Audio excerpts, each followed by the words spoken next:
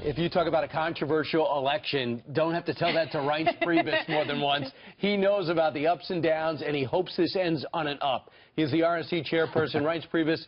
Welcome back to Fox and Friends. Reince, has it been the hardest election you've been a part of?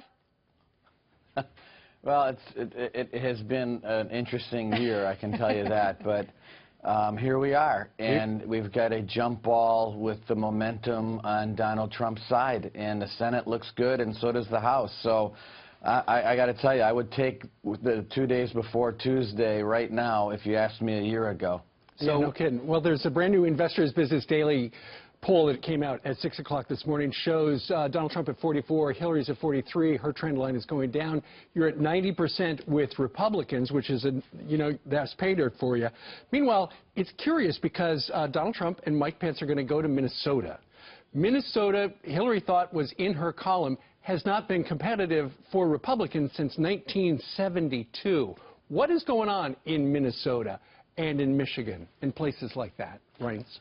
Well, look, I mean, we've invested over $100 million in data, and what that means to you is that we know a lot about voters and what they're going to do, and we can try to predict how they're going to act. So if you know a lot about a person, if you know what car they drive, how many kids they have, how much money they make, what beer they drink, I mean, anything you can imagine, predictive modeling can tell you, at least with a pretty high level of accuracy, how someone is going to act. So we go into a state, take 3,000 surveys a night, and you can track where the race is at far better than any polling can tell you. And so we follow the data, and the data tells us that Michigan is a jump ball. It's tied, and lo and behold, polls come out after our predictive modeling and say the same thing. And so we know where the opportunities are at. We know what counties to go to, and that's what you see the candidates doing. Right. So let me ask you this. What beer do Donald Trump voters drink, out of curiosity? I don't know. Well, you know what? Believe it or not, and I'm sure there are some things on the Internet, there are actually trends that you can see that how different voters act based on consumer data and voter data and everything from hunting licenses to things that you can't even imagine that can tell you a lot about voters. Well, if Wisconsin people are listening right now, it's Old Milwaukee. Real quick, if you want to know what kind of Saturday night we had last night, I watched Frank Luntz with Jeanine Pirro. So here's what he said. He said Iowa and Ohio are in the Republicans' column. Colorado and North Carolina are a dead heat. Nevada is leaning Hillary because of the early voting.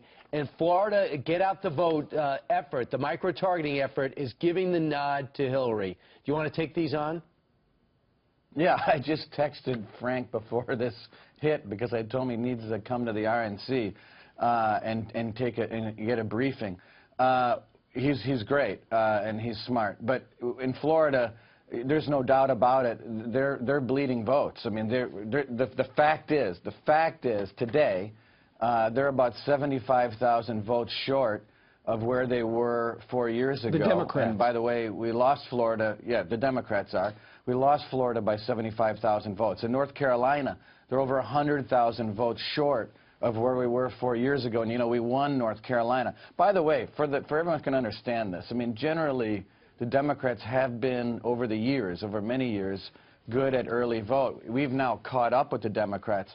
4 years ago, it might surprise people, but on Election Day, Mitt Romney went into Election Day 450,000 votes short in North Carolina, and he won North Carolina. Now, when the Secretary of State opened and counted those ballots, it turned out that we were only down about 250,000 votes, not 450. So what that tells you is that a lot of Democrats that are registered that way, especially in the South, they don't vote Democrat. I mean, if you look at voter registration in Mississippi and Louisiana, you would think, wow, it's a pretty split voter registration roll. But the truth is, Democrats aren't winning in Mississippi and Louisiana. So people have to keep that in mind when you're looking at North Carolina and North Florida. Democrats aren't always Democrats just because they're registered that way. Well, we won't know for sure till closing time on Tuesday. Reince Priebus giving us a preview. Reince, thank you very much. Thank you, Reince. You bet. All right, Heather.